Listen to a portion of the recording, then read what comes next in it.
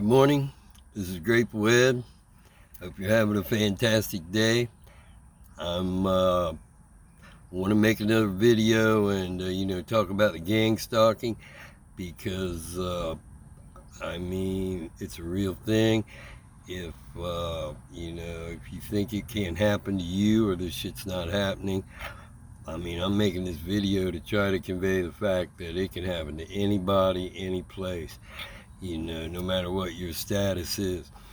So, especially when it comes to the family, if they want to conspire with their, the family crime syndicate and their cronies, those tentacles can reach out to a lot of places around the world even. So, I wanted to make a story about when from my experience, okay, when I tried to reach out and, reconcile with my Aunt Faye, okay. There's been a lot of animosity for a lot of years, okay, and I came to the point that where I said this thing needs to be addressed, okay, because I do not want to feel this way about anybody. I don't want to hold that animosity, or I don't want to hold a grudge. I don't want to have to always feel like I'm at war with them. But some things you don't have control over, and if they want to bring it on, then you got to try to stand your ground the best way you can, okay? And, I thank God that I'm able to do that.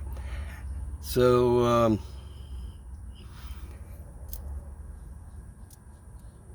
we agreed to, meet up, okay? And, try to talk about our differences.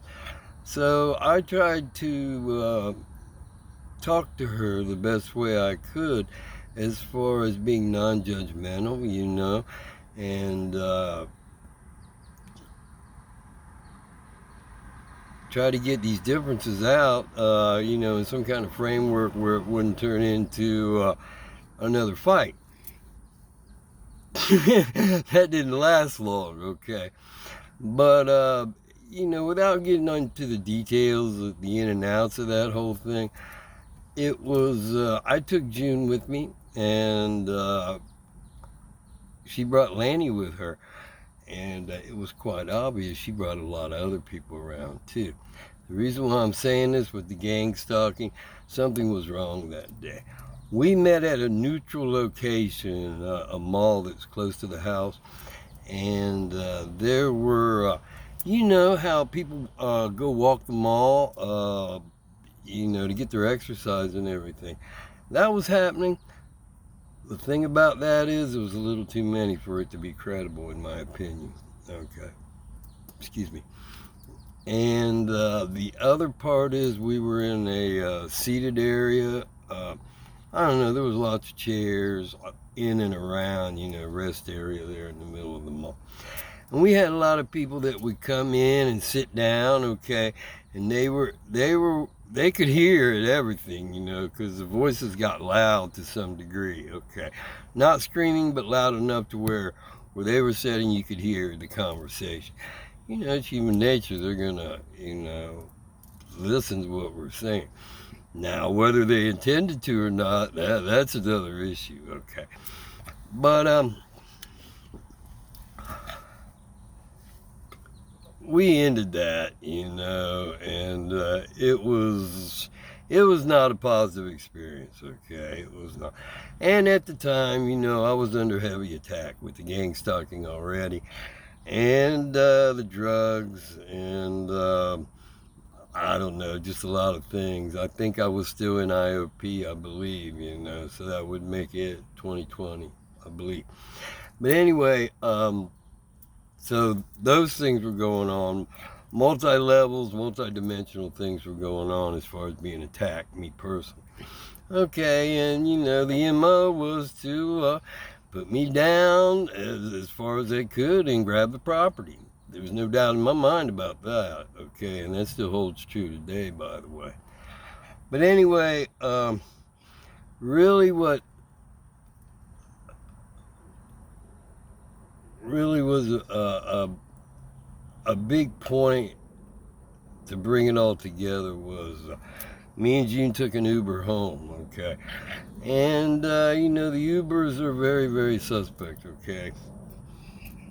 But this guy was pissed. Now, whether he was pissed at the world, his family, the ball game, I don't know. I don't care. But the way I read it, okay, was that whole thing went wrong, okay? That whole thing went wrong because it got way, way, way out of line, okay? Especially, you know, when you're talking about, you know, it was presented to me. Oh, I was so worried about you. I called the Secretary of State, or I got a hold, I got a hold of the State Department on your behalf. Okay, so that was Clinton's State Department at the time. So you know, I don't think she gave a flying F about a retired military, you know, in the Philippines. And oh, by the way, if I didn't contact you, there was a reason why I didn't contact you. But so I brought up the point that, hey, you know, that's interesting. You got a hold of State Department because I got a hold of the Department of Treasury, okay, to inquire about some of the inadequacies that I think was going on in my absence. And I'm going to leave that at that. And I think that's going to speak for itself in due time. My main point is you got to stand up, okay?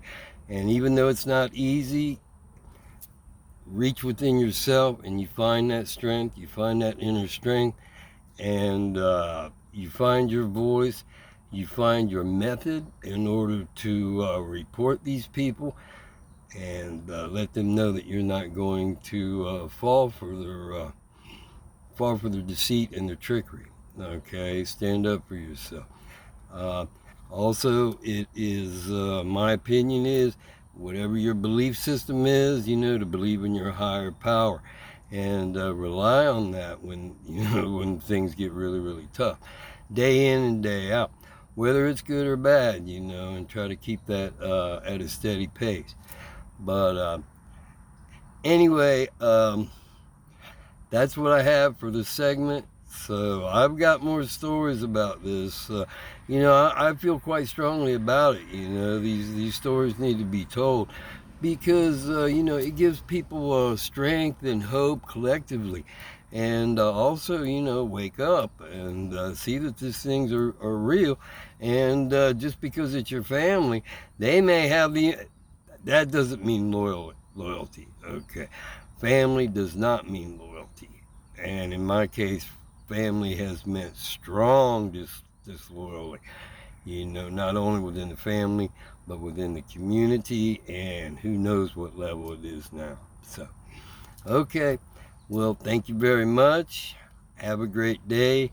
God bless you. God bless America, and keep on keeping on.